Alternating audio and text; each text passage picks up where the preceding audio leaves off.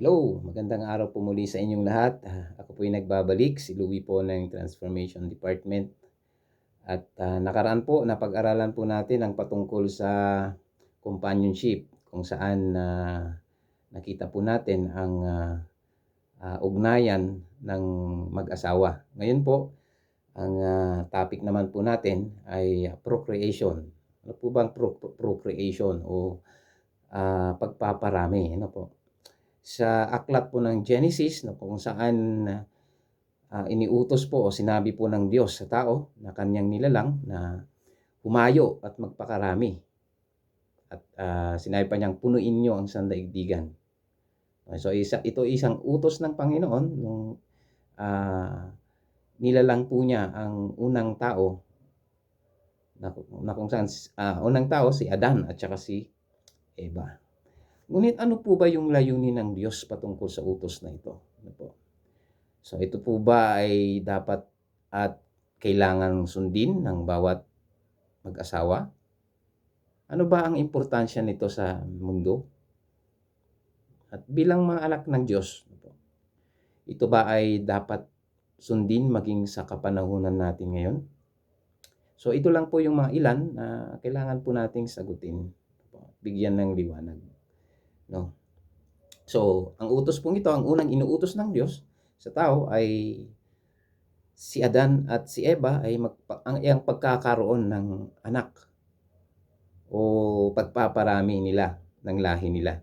So, isang biyaya ito mula sa Diyos kasi ang utos na ito ay biyaya mismo mula sa Diyos. So, being fruitful na sinasabi o mabunga na po. So, maging ito rin yung utos kay Noah at sa kanyang pamilya pagkatapos gunawin ng Diyos ang mundo sa pamamagitan ng baha. So nakita nga natin dito na ang sadyang natirang tao sa mundo ay si Noah at ang kanyang pamilya. So lahat ng tao ay nauubos dahil sa baha. So ganoon din po yung inuutos ng Diyos kay Noah na magparami. Po. So ito po yung ibinigay ng Diyos na utos. Pagkatapos pulalangin ng Diyos ang langit at lupa, no? Lahat ng may buhay, maging ang tao. No po. So, sa makatuwid po, dadalawa pa lamang ang tao. Si Adan at saka si Eva. At sila po ay nilalang bilang isang lalaki at isang babae. So, kung titingnan ho natin, perfecto po sa aspeto ng pag-aasawa.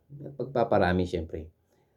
At dahil dito, maaari nating sabihin na ang isa ito sa pinakalayunin ng Diyos para sa tao. At sila nga ay pinagpala ng Diyos o ng Panginoon upang maging kabunga. Ano po?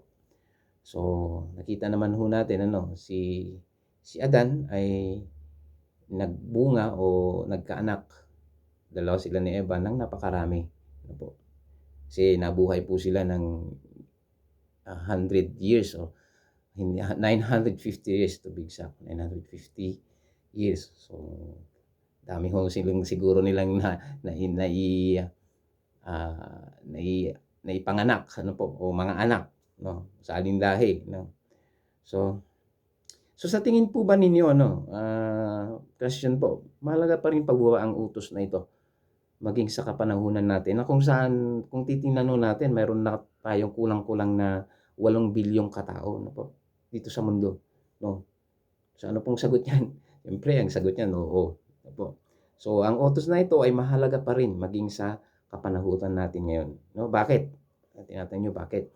Dahil kulang manganganak o walang magpaparami, siyempre darating yung panahon mauubos po ang lahi ng tao. Ano po? Yung lahi na po ng tao ay magiging extinct na sinasabi, no?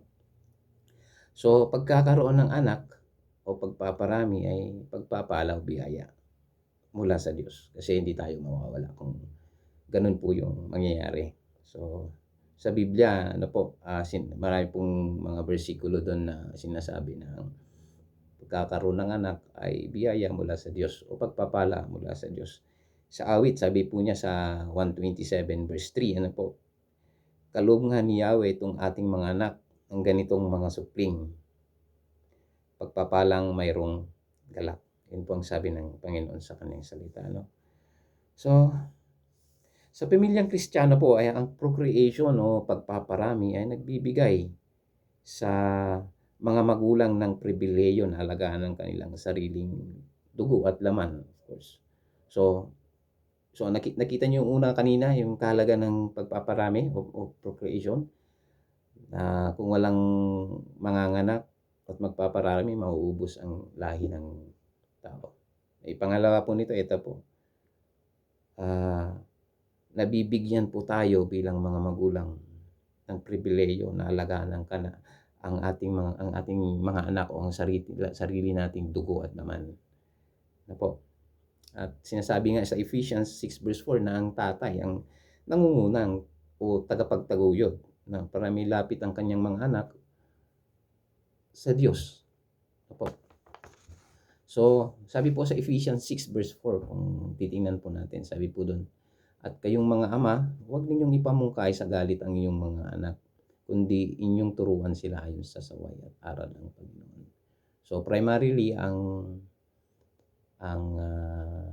obligasyon, isang responsibilidad ng isang magulang, especially yung tatay, ay para turuan ng kanyang anak patungo sa Diyos o patungkol sa Diyos. So, pagtuturo ng mga anak sa mga utos ni Kristo ay isang pribilehiyo at kagalakan.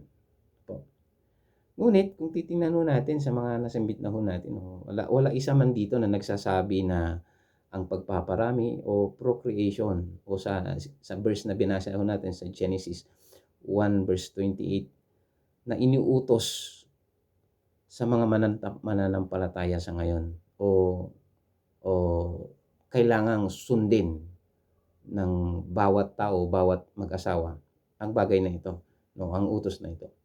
So, kung ang pagpaparami o pagiging mabunga ay isang utos para sa mag-asawa, sa ngayon, no, siyempre magkakaroon tayo ng problema.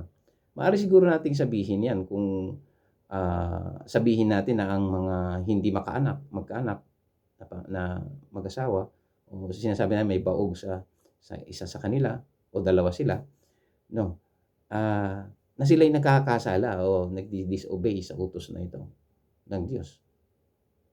So, pero wala kang sinabi sa Biblia patungkol po dito. So, sa makatubid, no, maaari po nating ma-please ang Diyos o ang Panginoon at bigyan siya ng kapurihan, mayroon man o tayong anak o mga anak o wala. Na po.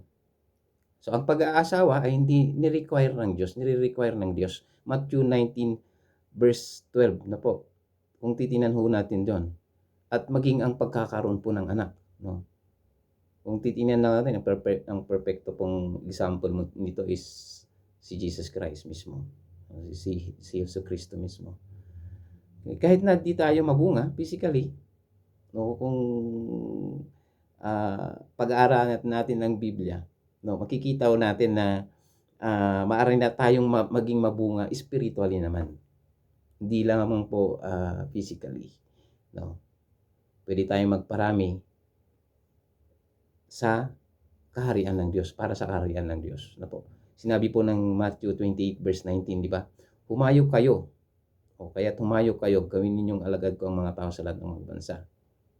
Bautisman ninyo sa pangalan ng Ama at ng Anak at ng Espiritu Santo. Sabi po nung nung Genesis 1:28, humayo kayo. Ganun din po dito, sabi niya, humayo kayo. Upang punuin ang sanlibutan, sabi po ng Genesis. Ang dito naman is punuin natin ang kaharian ng Diyos. Na po. So, ang sinasabi niya kay Adan at saka kay Eva, yung physical na pagpaparami. Ay naman dito, ang spiritual na pagpaparami na po sa kaharian po ng Diyos. No? So, actually, hindi lang inaasahan ng Diyos na magparami at magkanak si Adan at si Eva. So, hindi lamang po ganun. No po. Actually, iniutos nga niya sa kanila na pamahalaan nila ang bawat nililang niya o bawat hayop o nilikha ng Diyos dito sa lupa. No po. So, ngayon po, ang biyaya bang tinanggap ni Adan at Eva na maging mabunga at magparami ay utos pa rin sa atin sa ngayon at kailangang sundin? So, gaya na po ng sinabi ko kanina 'no, kung ito ay isang utos na kailangan po nating sundin o sinasabing mandatory 'no, magkakaroon ho tayo ng malaking problema na po. Kung nagkakasala ho tayo at hindi natin nau-obey yung utos na 'to, magkaroon po tayo ng problema. So, ito po yung mga kadahilanan kung bakit ko nasabi na hindi po mandatory o hindi po kailangan na masunod ang utos ng Diyos. Ayon po sa Genesis 1:28 na po. Una, yung sinabi ko kanina, example po natin dito si Jesus Christ na po. Nabuhay po siya na walang asawa at anak. At bilang Hudyo, siya ay lumaki ayon sa katuruan at tradisyon po ng mga Hudyo na po. Sabi po sa Galatians 4 verse 4, ngunit nang sumapit ang tamang panahon ni Jesus Christ, sinugo ng Diyos ang kanyang anak na isinilang ng isang babae at namuhay sa ilalim ng kautusan. So kautusan ng Old Testament. Ayun, kautusan din ni Moses, no. So sinasabi po sa Matthew 5:17 na perfectly na fulfill po ni Jesus Christ ang mga utos ng Diyos, di ba? Sabi sa Matthew 5 verse 17, sabi niya, "Huwag ninyong akalaing naparito ako upang ipawalang bisa ang kautusan at ang mga propeta." So naparito ako, sabi niya, hindi upang ipawalang bisa ang mga iyon, kundi upang tuparin. So na-fulfill po niya lahat yung utos. Ngunit kung titingnan ho natin, hindi siya naging mabunga physically dahil hindi siya nagkaroon ng asawa at anak, kung titingnan po natin dito sa verse na to, no po. So, masasabi lang natin kung gayon na ang utos ng Matthew ay hindi utos para sa lahat ng tao na sumunod. Genesis 1 verse 28 po. So, pangalawa po si Apostol Pablo na po na nagsulat, sinulat niya po sa Corinto, sa mga taga Corinto, sa iglesia niya, sa iglesia ng taga Corinto, ano po. Doon po sa 1 Corinthians na po 7 verse 38, ito po ang sabi po doon, kaya nga mabuti ang magpasyang pakasalan ang kanyang kasintahan, ngunit mas mabuti ang hindi mag-asawa. Bakit sinabi ni Pablo nito, no po? So ayon po doon po sa sulat po niya sa Corinto, ano po, actually pinalakas niya ang mga mananampalataya nang sabi, mas maiging single ho tayo, ano po, kaysa mag-asawa. Ano po kadahilanan? Para maibigay po natin yung buong puso natin na maglingkod sa Diyos. No, verse 32 at saka 35 yun. No?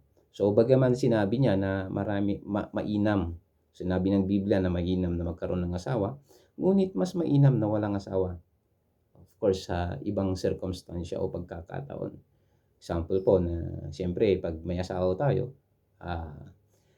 nahati po yung attention din natin, no, sa Panginoon at sa o yung obligasyon natin, no, o yung paglilingkod natin, hindi po natin lahat na ibibigay na po. Kasi yung natin, meron tayong pamilya na bibigyan ng pansin, na po. So ito po yung sinabi po ni Pablo na mainam na mayroong pong magkaroon po tayo ng asawa, ngunit mas mainam din na wala din po tayong walang asawa sa ibang pagkakataon, ano po. Panghuli, no, kung ang pagiging mabunga at pagpaparami ay isang utos na dapat nating sundin, so sabi ko kanina, magkakaroon tayo ng problema sa mga hindi magkaanak na mag-asawa o yung mga bahog, ano po. So bagaman sinasabi po ng Biblia na biyaya ang anak mula sa Diyos, na po, pero wala po sa Biblia na kinukundina ng Diyos ang mga baog o hindi magkaanak, na po. Hindi po kinukundina yan ng Panginoon. So pwede tayong magkaroon ng buhay na kaaya-aya sa Diyos at magbigay kapurihan sa Kanya, meron man tayong mga anak o wala, na po. So sa makatuwid po, pwede tayong maging mabunga sa spiritual. Hindi man tayo maging magbunga sa physical. Sabi po ng Matthew 28 verse 19, gaya po ng nabanggit ko kanina, sabi niya po doon, umayo kayo at gawin ninyong mga alagad ang lahat ng mga bansa na sila inyong bautismuhan sa pangalan ng Ama at ng Anak at ng Espiritu Santo. So sa pagtatapos po sa makatuwid po ay ang procreation, sinasabi ng Biblia, o yung pagpaparami ay mahalaga. Mahalaga para hindi ho tayo mawala sa mundo. Yun po yung tuloy-tuloy po yung salinlahi o yung lahi ng tao. At isa itong biyaya mula sa Panginoon o mula sa Diyos. Ngunit hindi po ito utos o kautusan para masunod ng tao, no? At para hindi po sila magkasala, no? Hindi po. So ang procreation ay mahalaga, ngunit hindi po utos na kailangan po nating masunod lahat ng tao. Okay. So muli, sana po nakapulot po tayo ng aral sa usaping pong ito ng procreation o pagpaparami. So salamat po at tayo manalangin. Amang Diyos, kami po nagpapasalamat muli sa araw na ito. Kami po natapos po sa pag-aaral ng mga salita, maging sa usapin po ng pagpaparami o creation. O Diyos, tunay nga o Diyos na kami po'y maaaring maging mabunga sa pisikal. Ngunit o Diyos ay ang mas mahalaga ay magiging mabunga kami sa spiritual.